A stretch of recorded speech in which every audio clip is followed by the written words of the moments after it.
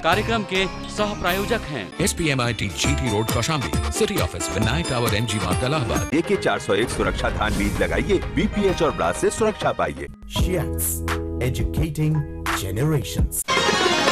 अन्नदाता, अन्नदाता, अन्नदाता, नीत तुम्हारा अन्नदाता, पग पग पर है संग तुम्हारे अन्नदाता, लहू किसानों का बन के पसीना सींचता है धरती का सीना, मेहनत का तेरी हक दिलवाने, नई तकनीक नई खोज बताने, पशुधन को गुणवान बनाना, पौध सुरक्षा को सिखलाना, खेती के सब गुर समझाने, भारत का सरताज बनाने, आठों पहर है संग तुम्हारे अन्नदाता, अन्नदाता। नमस्कार, मैं कात्यायनी चतुर्वेदी आप सभी दर्शकों का अन्नदाता कार्यक्रम में बहुत स्वागत करती हूं। हर रोज की तरह कार्यक्रम में हम लेकर आते हैं खेती बाड़ी से जुड़ी हुई बहुत सी लाभकारी जानकारियां। तो चलिए सबसे पहले देखते हैं क्या है विशेष आपके लिए आज के कार्यक्रम। खेती में जैव उर्वरकों का महत्व।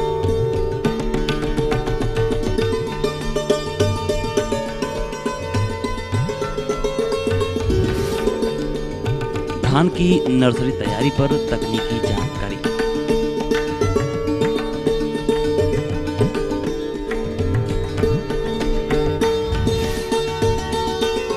आम के बागान में फल मक्खी कीट का प्रकोप और इसके नियंत्रण पर जानकारी।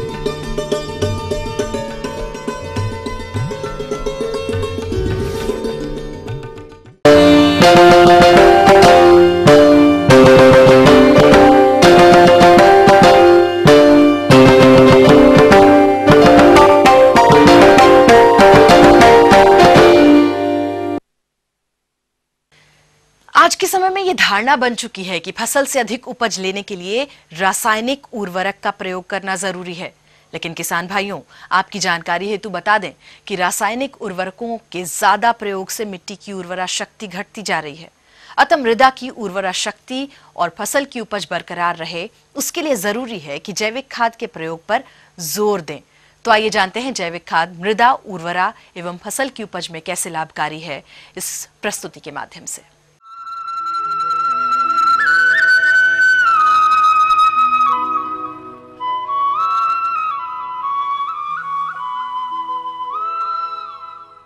किसान भाइयों, आपकी इस समस्या को देखते हुए कृषि वैज्ञानिकों ने अथक प्रयास के द्वारा ऐसे खाद का निर्माण किया है जो मिट्टी, पर्यावरण एवं स्वास्थ्य को प्रभावित किए बिना उत्पादकता में आशातीत वृद्धि करते हैं। ये है जैव उर्वरक, जिसे बायो फर्टिलाइजर कहते हैं।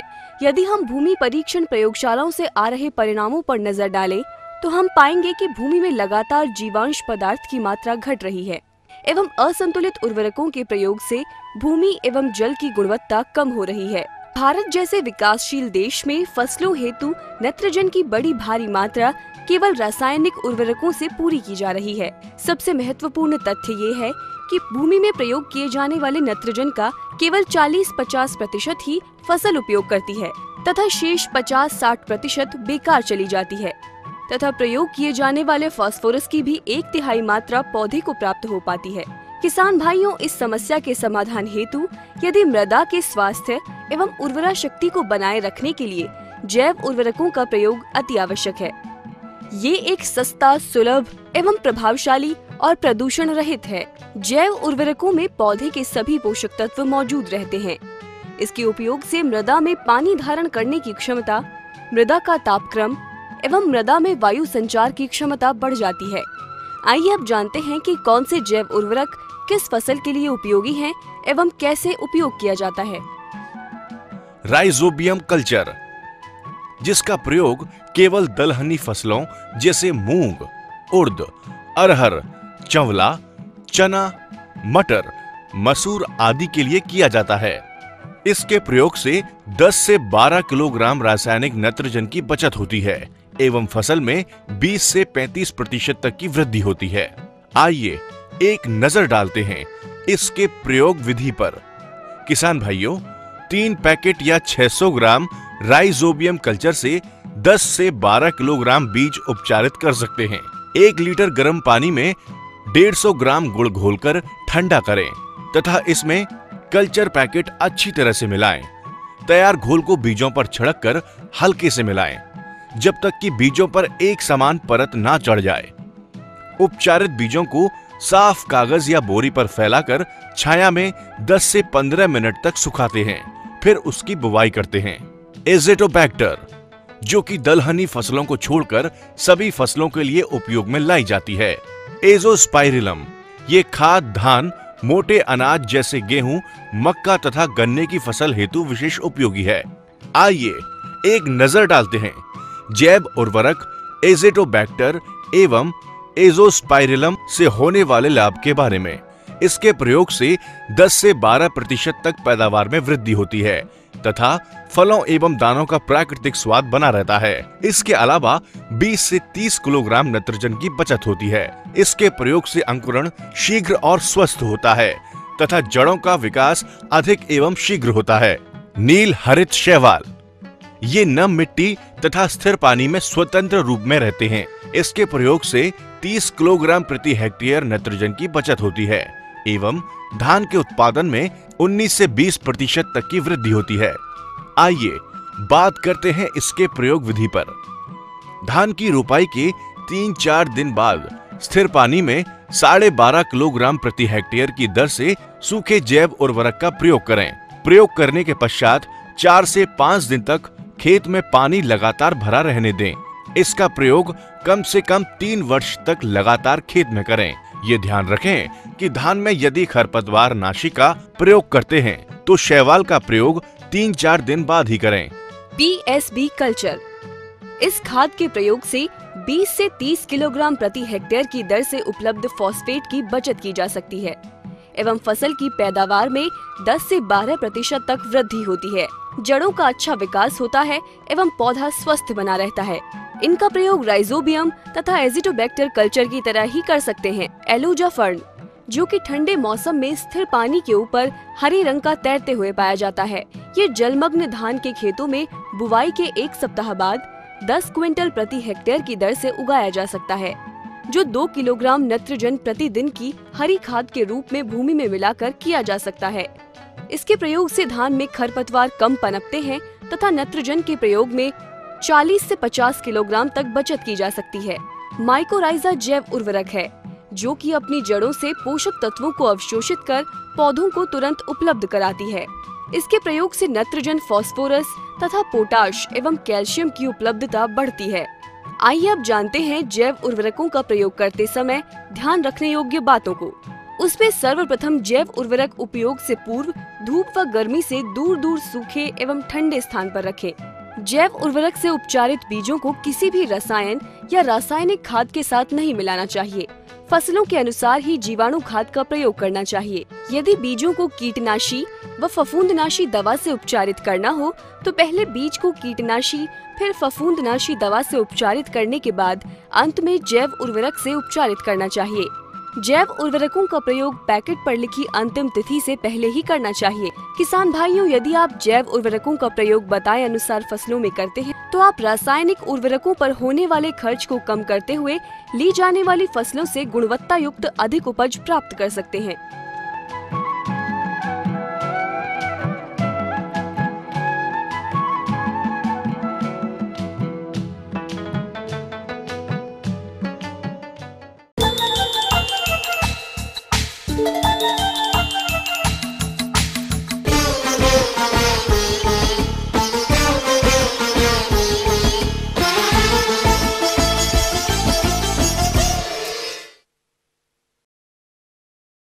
खरीफ की मुख्य फसल धान की खेती के लिए इस समय किसान भाई लंबी अवधि वाली धान की प्रजातियों की नर्सरी तैयारी में लगे होंगे।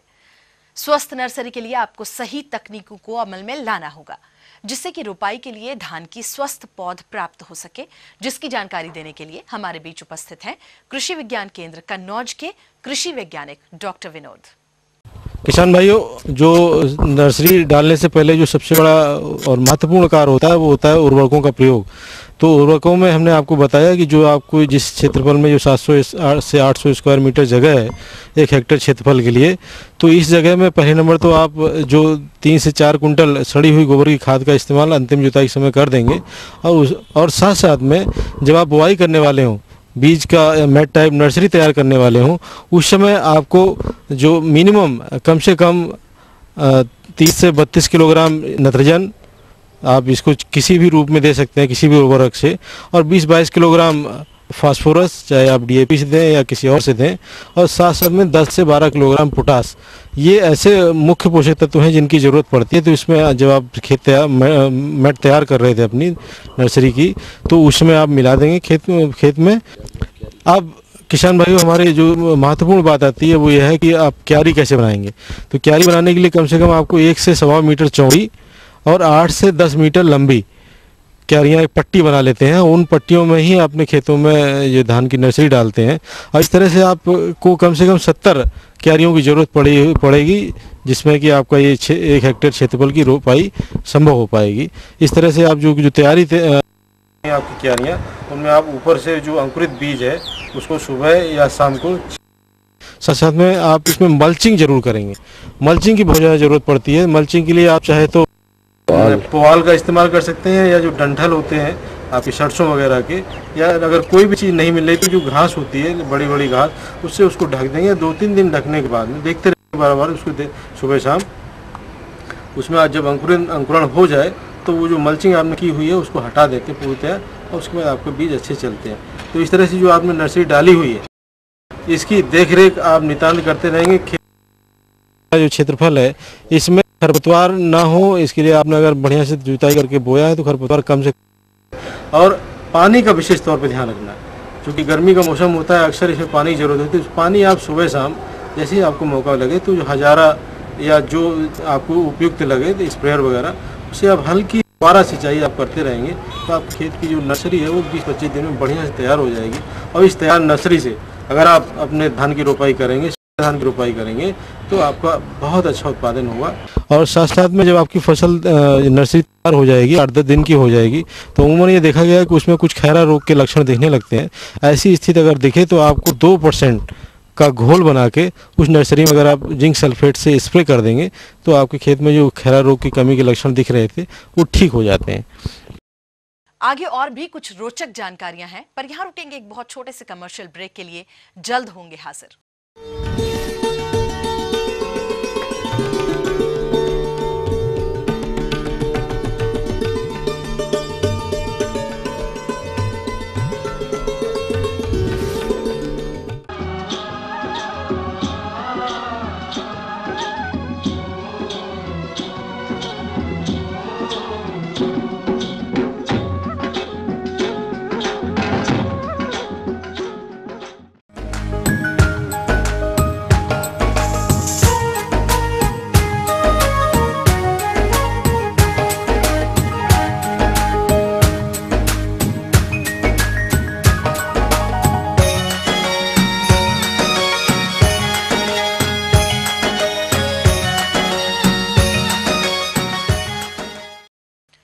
आम के बागों में फलन की अवस्था चल रही है, और इस समय फल मक्खी का प्रकोप के कारण आम के फल खराब हो जाते हैं, जिससे किसानों को काफी आर्थिक हानि भी होती है।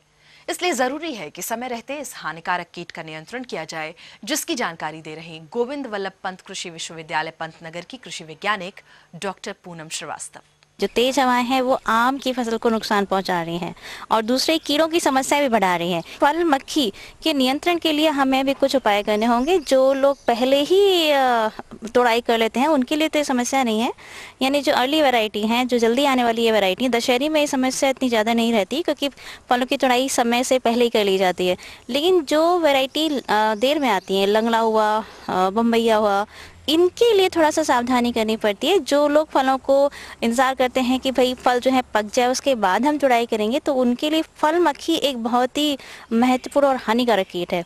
ये पके हुए फलों को ही चुनता है, उसमें सुड़ियाँ बन जाती हैं, वो खाने लायक रहता नहीं है और सड़ जाता है। तो इसके लिए पहले तो आपको ये करना है कि एक मिथाइल यूजनाल नाम का रसायन आपको लेना है और एक प्रपंच बनाना है, ट्रैप बनाना है।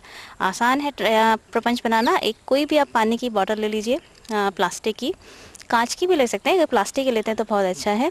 और एक प्लास्टिक की बोतल ऊपर वाला हिस्सा से काट लीजिए और उसे बांधने लायक अवस्था में बना लीजिए कि वो टांगी जा सके, उल्टी करके टांगी जा सके। और अब उसके बाद आपने जो मैंने आपको एक रसायन बताया है, बहुत महंगा नहीं है, मिथाइल यूजनाल नाम का रसायन, किसी भी आपको दवाइयों की दुकान पर मिल जाएगा। अब आपको क्या करना है, एक प्लाई लेनी है, प्लाई का टुकड़ा 5 × 5 × 1 यानी 5 सेंटीमीटर चौड़ा, 5 सेंटीमीटर लंबा और 1 सेंटीमीटर उसकी मोटाई हो। ऐसा आपको एक प्लाई का, लकड़ी का, जो बहुत ज़्यादा सोखने वाली, जिसमें क्षमता हो, पानी जो सोख सकता हो, वो आपको लेना है। अब आपने कुछ टुकड़े बना लिए। अब जैसे अगर एक टुकड़ा लेते हैं तो एक कीटनाशक दवा भी ले लीजिए, कोई भी कीटनाशक दवा ले सकते हैं। अगर सबसे अच्छी आप अगर अलग से लेना चाहते हैं तो डाइक्लोरोवास नाम की दवा बहुत अच्छी है, मोनोक्रोटोफास भी आप इस्तेमाल कर सकते हैं। तो आपने दवा ले ली, कीटनाशी, मिथाइल यूजनाल नाम का रसायन ले लिया और आपके पास प्लास्टिक की बोतल है और लकड़ी का ही टुकड़ा है।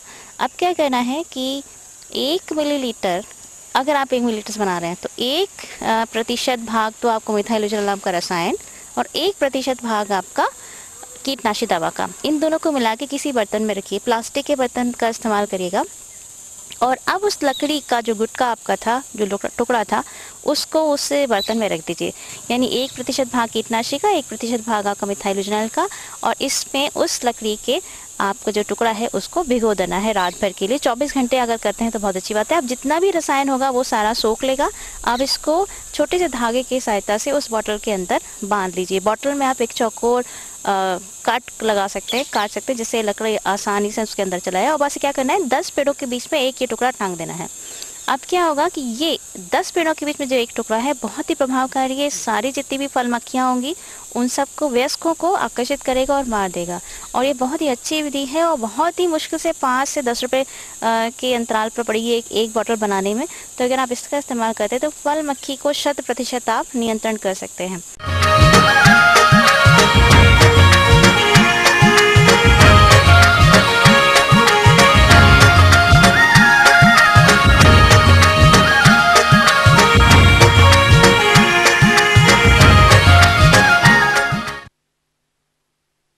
जायद सूरजमुखी की फसल इस समय फूल में दाना बनने की अवस्था पर होगी। ये अवस्था फसल की उपज के लिए बहुत ही महत्वपूर्ण है, क्योंकि इस समय परागण कार्य करने के साथ साथ बेधक कीट से बचाना भी आवश्यक है। इसलिए इन्हीं कृषि कार्यों को कैसे अपनाएंगे, आइए जानते हैं कृषि विज्ञान केंद्र दरियापुर रायबरेली के विषय विशेषज्ञ डॉक्टर अरविंद कुमार यादव से। किसान भाइयों, जैसा कि आपने कहा है कि फूल की अवस्था में हमारी फसल है और इसकी हम किस तरह से देखरेख करेंगे, इसमें किसान भाइयों सबसे महत्वपूर्ण बात आती है कि जो भी हमारी बात आती है वो पहली बात आती है जल प्रबंधन। इसके लिए जैसा कि आप जानते हैं कि आजकल हमारे पास गर्मी का मौसम चल रहा है। किसान भाइयों, वैसे तो सामान्यतः लगभग 5-6 सिंचाइयों से हमारी फसल पूर्ण रूप से परिपक्व होकर के घर में आ जाती है, लेकिन फिर भी इसमें कुछ महत्वपूर्ण बिंदु हैं। नंबर 1, जो हमारे खेत में पानी लगाया जाए वो बहुत ही छोटी छोटी क्यारियां बना करके, और इसमें पानी भरने ना दिया जाए, चूँकि इसके मुंडक का वजन काफ़ी होता है। अगर पानी भर जाता है, हवा चलने के बाद ये फसल हमारी क्रॉप लॉजिंग हो जाती है। दूसरी चीज़ किसान भाइयों ये होती है कि जब भी इसमें हम पानी देंगे, कोशिश ये करें कि सुबह या शाम के समय, दोपहर में अगर हम पानी देते हैं तो उससे हमारा जो फसल में जो पॉलिनेशंस है वो प्रभावित हो जाती है, जिससे कि हमारा अच्छा उत्पादन प्राप्त नहीं हो सकता है। जो इसकी क्रांतिक अवस्थाएं हैं किसान भाइयों, नंबर 1, इसकी पहली सिंचाई जो हमारी बुआई के लगभग 20 से 25 दिन पर अवश्य देनी चाहिए। इसके बाद जो हमारी दाना भरते समय अवश्य देनी चाहिए। ये हमारी क्रांतिक अवस्थाएं हैं जिन पर हमें उपयुक्त नमी जरूर बनाए रखना है। जैसा कि आप जानते हैं कि जो हमारी सूरजमुखी की फसल होती है ये क्रॉस पॉलिनेटेड क्रॉप होती है, पर सेचन जिसको हम लोग बोलते हैं, ऐसी फसल होती है। इसके लिए उत्तम पॉलिनेशन के लिए ये जरूरी है कि इसमें हमारे पास भौरे जाए या मधुमक्खी जाए। इस तरह से जब वो एक मुंडक से दूसरे मुंडक में, एक मुंडक से दूसरे, इस तरह से जब वो बदलती रहती है तो पॉलिनेशन होता है। साथ ही साथ कुछ हमारे पर कुछ वैज्ञानिकों के ऐसे शोध भी हैं कि अगर हमारे किसान भाई अपने हाथ से भी हाथ में अच्छे से दस्ताना पहन लें, अगर उनके पास दस्ताना नहीं है तो एक सूती मुलायम कपड़ा ले लें और उसको सुबह ले करके उस मुंडक के, सबसे पहले सुबह ये है कि सुबह सूर्योदय के लगभग उसको लेकर के मुंडक के, सबसे पहले मुंडक के किनारे कपड़े से करेंगे, फिर बाहर की तरफ से, फिर अंदर की तरफ ले जा करके पूर्ण रूप से उसमें कर देंगे, तो आप देखेंगे कि हमारी फसल अच्छी तरह से क्रॉस पॉलिनेशन उसमें हो जाएगा।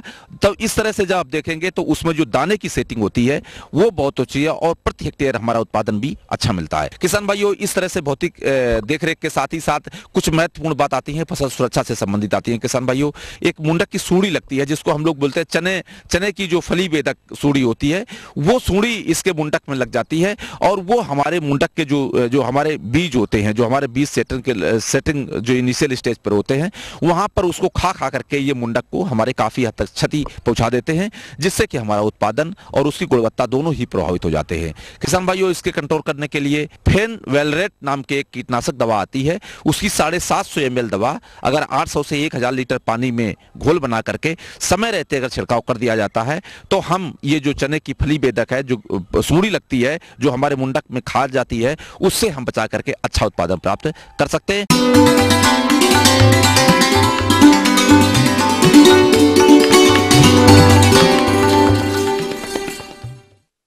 अन्नदाता हेल्पलाइन निशुल्क फोन संपर्क सेवा के माध्यम से आपके द्वारा पूछे गए प्रश्नों में से 1 या 2 महत्वपूर्ण प्रश्नों को हम अपने कार्यक्रम में शामिल करते हैं और इसी के तहत आज का चयनित प्रश्न और उसका जवाब इस प्रकार है। निःशुल्क अन्नदाता हेल्पलाइन में आज हमने जिस प्रश्न को शामिल किया है उसे पूछा है सोहेलवा श्रावस्ती के आशीष गुप्ता ने।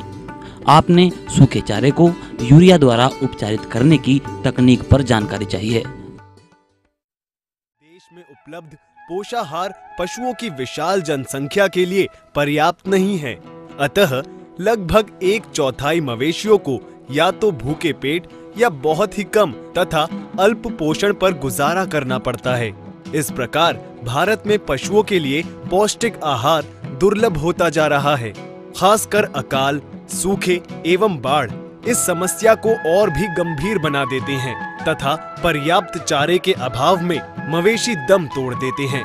ऐसे समय में पहले तो चारा ही नहीं मिलता है और सीमित सूखा चारा उपलब्ध कराया जाता है, उसमें भी पौष्टिक तत्वों की अत्यंत कमी होने के कारण पशु कुपोषण के शिकार हो जाते हैं, क्योंकि ऐसे सूखे चारों में आमतौर पर प्रोटीन की कमी और आसानी से न पचने वाले रेशों का बाहुल्य होता है। इस स्थिति से निपटने के लिए विगत वर्षों में बहुत से अनुसंधान कार्य हुए हैं। सूखे चारे के उपचार के लिए ऐसे रसायनों की खोज की गई है जो किसानों को सस्ते दर पर आसानी से उपलब्ध हो एवं जिनका उपयोग पशुपालक स्वयं कर सके। इस प्रकार का एक रसायन यूरिया है, जिससे सूखे चारे को उपचारित कर उनकी पोषकता को बढ़ाया जा सकता है। यूरिया उपचारित चारे को पशु बड़े चाव से खाते हैं, अधिक पचाते हैं तथा प्रोटीन अंश भी बढ़कर 7.5 से 8% हो जाता है।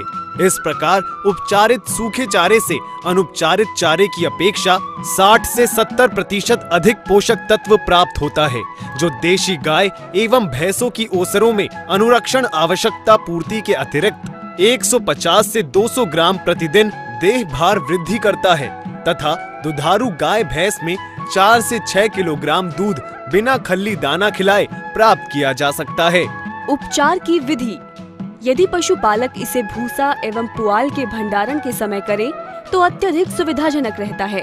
उपचार आरंभ करने से पहले ये आवश्यक है कि भूसा या पुआल की एक गठरी का औसत भार ज्ञात कर लिया जाए, ताकि उसी के अनुसार यूरिया के घोल की मात्रा निर्धारित की जा सके। उपचार के लिए किसी बड़े ड्रम में यूरिया का 4% घोल बना लेना चाहिए। पुआल या गेहूं के भूसे को 2 से 3 मीटर के घेरे में अथवा आयताकार रूप में बिछाई जाती है और प्रत्येक 100 किलोग्राम भूसा या पुआल में उपरोक्त घोल का 65 लीटर समान रूप से मिलाया जाता है। घोल के छिड़काव के लिए बाल्टी या पौधों को पानी देने वाले फुहारे से 2-3 बार अच्छी प्रकार छिड़काव करना चाहिए। यूरिया घोल मिलाने के बाद सूखे चारे को पैरों से भली भांति दबाया जाता है। धड़ या चट्टा बनाते समय यदि एक दूसरा आदमी साथ ही साथ पैरों द्वारा उपचारित चारे को दबाता रहे तो चारे के बीच में रहने वाली हवा भी निकल जाती है। पुनः एक और तह जमाकर इसी तरह फिर से उपचार किया जाता है। इस प्रकार एक के ऊपर एक तह लगाकर इतनी तहें लगा दी जाती हैं कि ढेरी कम से कम 10 से 15 क्विंटल की बन जाए। गेहूं के भूसे की ढेरी बड़ी भी बनाई जा सकती है और 50 से 100 क्विंटल तक की हो सकती है। पुआल की बड़ी ढेरी बनाने से पहले फफूंद की समस्या आ सकती है, अतः छोटी ढेरी ही अच्छी रहती है। तत्पश्चात उपचारित चारे को पॉलीथीन या प्लास्टिक की चादर से ढक दिया जाता है। यह महंगा जरूर है मगर है बड़ा कारगर। पॉलीथीन की खाली बोरियों को आपस में मिलाकर भी चादर तैयार किया जा सकता है। यदि वह भी उपलब्ध न हो तो सूखे पुआल से ही उपचारित ढेरी को ढक सकते हैं। इस ढेरी का आकार गुंबद नुमा होना चाहिए ताकि बारिश से अंदर रखे चारे का पानी से बचाव हो सके। आमतौर पर 3 हफ्ते या गर्मियों में 10 दिन तक ढेरी को बंद रखें ताकि उसके भीतर उत्पन्न अमोनिया गैस घटिया चारे को पौष्टिक रूप में परिवर्तित कर सके। इसके बाद ढेरी खोलकर आवश्यकता अनुसार चारा निकाल लें और फिर ढेरी को बंद कर दें। यूरिया उपचार से ढेरी के अंदर अमोनिया गैस पैदा होती है जो धीरे धीरे रेशों में प्रवेश करती है तथा पाचक तत्वों को लिग्निन मुक्त कर देती है। इस प्रकार से चारे की पौष्टिकता बढ़ जाती है। कुछ अमोनिया रेशे के साथ चिपकी रहने के कारण पशुओं के लिए अधिक लाभप्रद होती है। इस विधि में अमोनीकृत होने के फलस्वरूप भूसा पुआल का रंग भूरा या गहरा भूरा हो जाता है, परंतु इससे उनके गुणवत्ता पर कोई बुरा प्रभाव नहीं पड़ता है। उपचारित चारे को खिलाने से 2 से 3 घंटे पहले हवा में फैला देना चाहिए ताकि उससे अवांछनीय अमोनिया गैस उड़ जाए तथा पशु उपचारित चारे को अधिक रुचि पूर्वक खाए। आमतौर पर यह पाया गया है कि पशु प्रारंभ में 1 सप्ताह तक रुचि पूर्वक नहीं खाते हैं, परंतु उसके बाद पशु उपचारित पुआल अथवा भूसे को खूब चाव से खाते हैं। उपचारित चारा किसी भी स्तनधारी पशु को जिसकी उम्र 6 माह से ऊपर हो सिर्फ उपचारित चारा अथवा उसके साथ दाना वगैरह या हरा चारा मिलाकर खिलाया जा सकता है।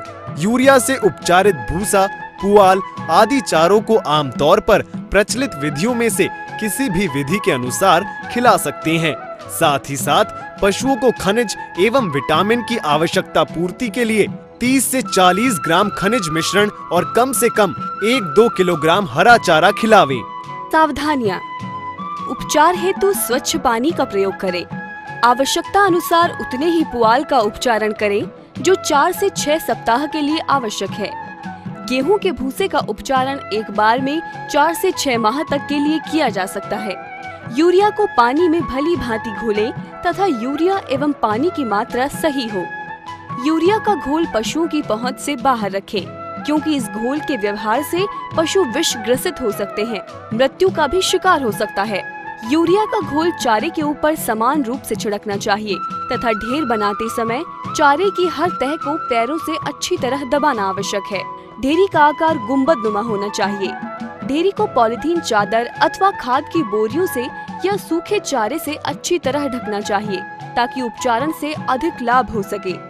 यूरिया उपचारण के इस विधि को पशुपालक आसानी से अपना सकते हैं। इस प्रकार उपचारित पुआल एवं भूसे की गुणवत्ता में कई गुना वृद्धि हो सकती है, जिससे न केवल पशुओं के दूध में बढ़ोतरी होती है बल्कि पशुओं की सेहत भी अच्छी रहती है। इस तरह उपचारित चारा पौष्टिक होने के अलावा सुपाच्य भी होता है तथा इसका उपयोग उपचारित चारे की अपेक्षा 10 से 15% सस्ता भी होता है। हम ये उम्मीद करते हैं कि आज का कार्यक्रम आप सभी दर्शकों के लिए उपयोगी रहा होगा। किसान भाइयों, अन्नदाता आपकी सेवा के लिए संकल्परत है। कृषि संबंधित समस्या और सुझावों के लिए आप हमें इस पते पर संपर्क भी कर सकते हैं। प्रोड्यूसर अन्नदाता, ETV, Uttar Pradesh Uttarakhand, Ramoji film city, Hyderabad 501512। साथ ही आप हमें ईमेल भी कर सकते हैं। हमारा ईमेल एड्रेस है annadata.up@etv.co.in। इसके अतिरिक्त आप हमें निःशुल्क हेल्पलाइन नंबर 180042540885 पर शाम 5 बजे से 6 बजे के बीच संपर्क भी कर सकते हैं। तो फिलहाल अन्नदाता की पूरी टीम को दीजिए इजाजत। कल फिर इसी समय आपसे मुलाकात होगी कृषि संबंधित कुछ और रोचक जानकारियों के साथ। तब तक के लिए नमस्कार। इस कार्यक्रम के सह प्रायोजक थे SPMIT GT road Kaushambi, city office Vinayak tower MG मार्ग इलाहाबाद। AK 401 सुरक्षा धान बीज लगाइए, BPH और ब्लास्ट से सुरक्षा पाइए। Shiats, educating generations.